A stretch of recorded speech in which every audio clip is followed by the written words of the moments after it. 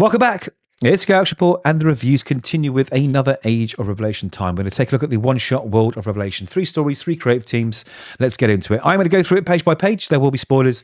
Like the video if you can, and definitely hit subscribe. I'd really appreciate it. So far, the main book, really, and the Overture one-shot, which led into Amazing X-Men, it's been surprisingly good. You know, this is a Jed MacKay that I can get behind. Very interesting. However, the one-shots so far have been pretty disappointing for me. I've not enjoyed them. They feel very superfluous and badly written. Now, we move on to this book, which is a bit of an anomaly. There are 3 short stories. The first one is by Al Ewing with absolute stunning art by Agustin Alessio. Or Agustin Alessio. Let's get his name right. We have a second story by Steve Fox and Jesus Marino, and a third and final story by Ryan North and Adam Sazowski. Now, they are all of varying degrees of good. Now, the first story for me was the best one, which is surprising because it's an Al Ewing book, and I don't really like his writing. But what he's done here made it very difficult to read this story, because almost all of it is full-page art with a lot of writing that you have to sort of sift through. It was an absolute chore. However, the payoff was definitely worth it. So anyway, we find this chappie here on Araco, which is the terraformed planet and home of Apocalypse. So we are on Mars, essentially. He's been waiting a very long time, preparing for a message, because he is the messenger. So we get the message, it arrives, and what he does is he contains it in his memory in a very special way. So, and I'll read this because it's interesting. As a psychic signal of Bay the Blood Moon enters his consciousness. Now, if you are following the Age of Revelation books, in Overture, I think it was Bay the Blood Moon was Revelation's wife. She discovered something terrible and decided it was time to send a message to Apocalypse. So this message has finally arrived. Okay, so it's very interesting that his wife has abandoned him and now doesn't believe in his cause. She believes he's betrayed the cause and has other plans, just as a little catch-up. So this message enters his consciousness. He catches and holds it carefully, as if carrying something as precious and fragile as spun crystal. To allow any of the intricacies of the signal to be lost, a single hint of meaning, the smallest nuance, could mean that these 8 years of sacrifice were for nothing at all. So he's been here for 8 years, apparently. I don't think he's been waiting for the message for 8 years. I think he's been there for like 10 days preparing, 5 days going up and down this mountain. When the messenger is sure he has stored the message correctly in the steel vault of his mind, he turns and begins to walk. He has the message now. Time to deliver it. And what happens is we go through all the territories of Araco. Okay, we go through the Iska Mountains, okay, which is very interesting. Those are for who cannot live anywhere else in Araco. Araco is a welcoming world, far more so than Earth in these times, but there are still those who cannot find a place in it. And even Iska's mountains are not for everyone, because Iska does not permit violence. So in the foothills, the gatekeepers gather, threats are made, blades are offensive, powers displayed. Now, there is a toll for passing through here, and he pays it. And as you can see, he basically just blasts them. So he must have some kind of psychic powers, obviously, but he receives a psychic message. So who is this lone wanderer? And he's mass, we don't know. We go to the Demon Lands, right? The Demon Lands, and this is full of orcs of sorts, it says. And they build, and then they destroy what they've built, and then rebuild. And they're in this, I think they're in this kind of like sort of obsessive, never-ending loop of building and destroying. I mean, it is quite interesting. We'll get to this afterwards, actually. Anyway, they move on, and we go past the Spire Vial. Okay, now this place is apparently very creepy as it looks. It reminds me of the Tower or something from Lord of the Rings. He says, once there were rumours of dark plans in this place, a cloning project to restore Tarn the Uncaring, who was a sort of Omega-level mutant, actually. So he is a real character from Marvel that we've seen before. This is a place where he tries to sort of evade and hide, not be seen, because it's run by the Sugar Man. Okay, then we move to Port Prometheus. Okay, the original Port Prometheus is long gone, but the name remained as a settlement for Homo sapiens. So these are where the refugees from Earth come to live, and they are kind of they're not altogether happy about people that wander through, even mutants. It's very, very interesting. So basically, we're going through the lands. We go through the Morrowlands. We discover those places. And then we get to weaponless Zen, who waits for him at the shore of Sobinar's Sea. Anyway, like I say, it is hard. We are walking through the lands of Mars. We're finding out what all the areas are, what the people are like, getting a little bit of history of this land. And it continues. Now, she is known as the Fisher Queen. Without comment, she binds his wounds and ferries him across the quiet ocean to Autumn Island. As you can see, he was wounded in this battle. Where we get to the Autumn Palace, the home of Apocalypse, which looks very, very cool. And then we return back to the normal comic book storytelling.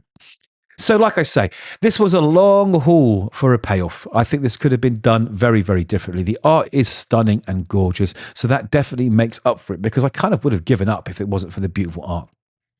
But here we find Apocalypse waiting, and the message is telepathically delivered. He says, "As I feared, the boy paddles in the shallows, refusing to enter deeper waters. He takes the easy road, the lazy path.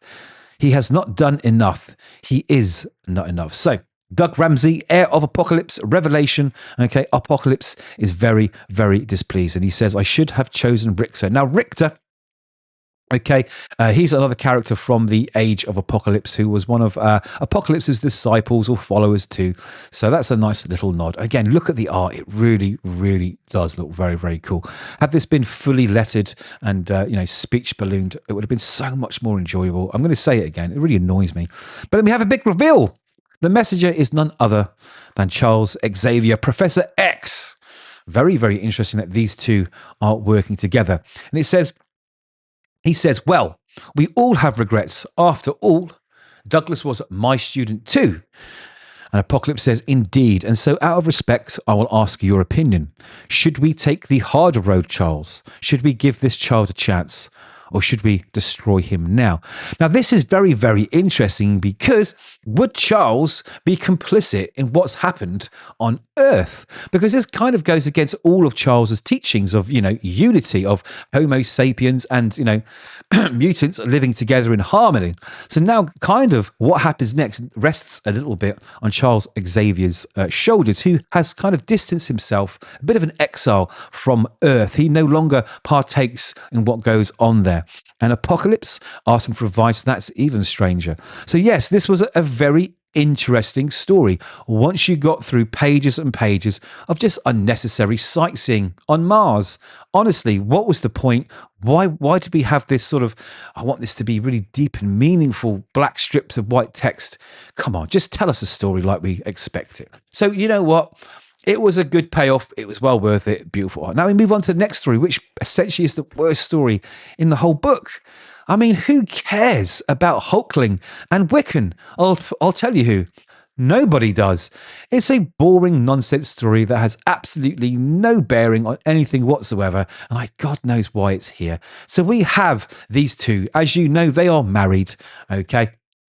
And they're beaming into Revelation. This is only 2 years into the Age of Revelation. So as you can see, Revelation isn't quite that huge sort of dictator type that we're used to in the current book that we're reading of the main storyline. And they're very upset because mutants are dying and they're not happy about it, okay? So they've come to challenge him and ask him what's going on. Are you going back on what you said? Are you good? Are you bad? And a fight ensues. They're angry. Kate Bishop's died. Eli Bradley's died. Cassie Lang, they've died. Is this your revelation? Mass death and destruction.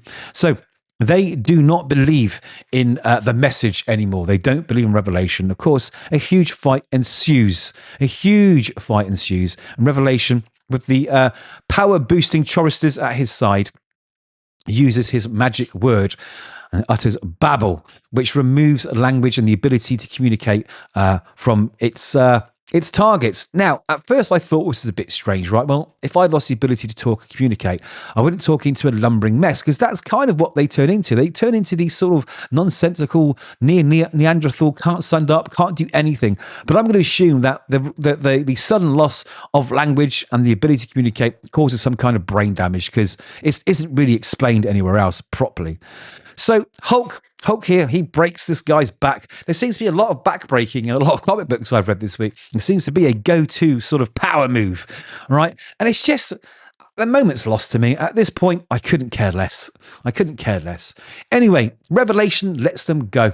Okay. And it's not a mercy.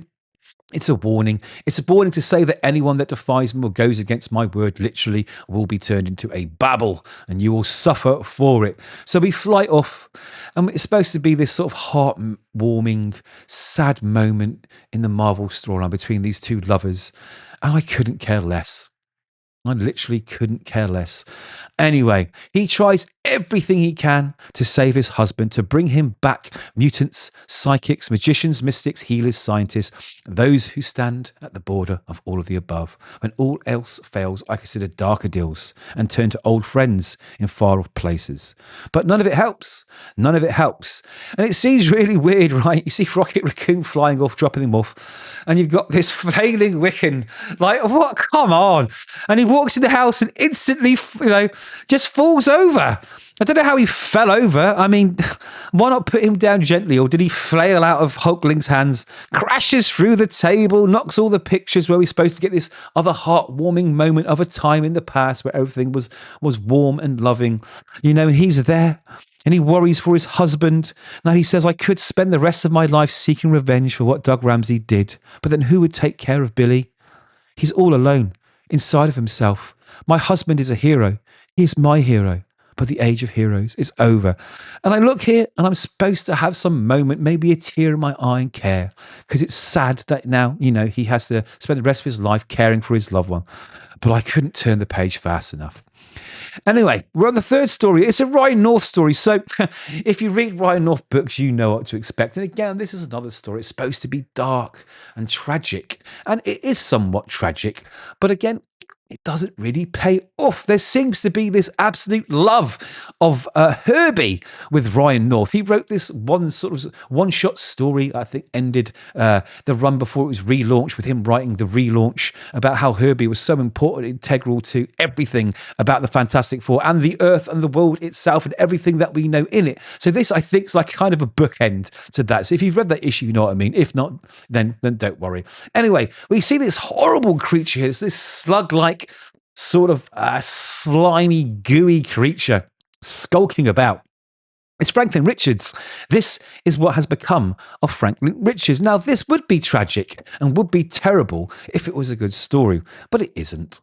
It isn't. So, obviously, Franklin Richards, he's tried to do his best he can with the age of revelation.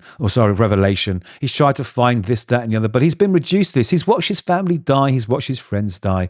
He's tried his best, to do the good thing, be the hero. But his mutation, which is horrible and grotesque, has left him powerless. So he spent his days collecting information, essentially. He is writing a modern version of the Doomsday Book, collecting all of the information and achievements and stories of humanity, so that maybe sometime in the future, new races that rise on the planet, or new, generations of humans, can learn from the past and maybe not make the same mistakes, understand their history and where they came from. Now he makes this pilgrimage to Herbie once a month to deliver things, information, books, everything else. And Herbie stores all that information in his computer brain. Now, once he skulks off, on his way to collect more information, he's attacked and he's killed and he dies. And again, it's supposed to be tragic. And I just don't really care. I'm sure most of you don't care. And some are going to tell me that I don't have a heart. But really, this story it's nonsense. It has no place in this age of revelation. I think this is a one-shot again. These are stories that could have been told in the main books. They're just not. Anyway, Herbie, waiting for his monthly return of Franklin, realizes that Franklin isn't coming. And he waits and he waits and he waits until the second part of his programming activates. So when he doesn't return, he knows that what he must do is hibernate. So he seals his cave. He shuts himself down carefully. And unnoticed, a timeless era passes around me. And then eons and eons later, new civilizations have risen. They discover the cave and unearth Herbie, and his waiting is rewarded. He reactivates, and then he starts to pass the knowledge that his brain contains onto these new inhabitants of the Earth. And that was 71 million years in the future. So there we have it. 3 stories, 2 that are complete nonsense that don't really deserve to be in this book or have any place being placed into the Marvel canon because they're just so unrewarding and boring. I mean, Wiccan and his husband Hulkling, who cares? Who asked for this? I certainly didn't. However, the one story which I was surprised that I did like by Al Ewing was this one, even though the way they told the majority of the story was hard work, because it's very, very interesting and it does add something to what's going on in the Age of Revelation. And with a character as huge as Charles Xavier, this could be important. I really, really hope they do something with this. I really hope it does resonate. I really hope it has effects in the main book. Does this signal a return of Charles Xavier back on Earth? To reclaim his sort of position as teacher and leader and confidant of the X-Men. Who knows? It's interesting, and I really, really enjoyed that one. So there we have it. 3 stories. Make of them what you will. Those are my thoughts. Let me know yours. Let's keep our fingers crossed for the next one-shots from Age of Revelation and hope they're a lot better than the ones we've had so far. Anyway, take care. Like the video, hit subscribe, and we'll see you in the next one.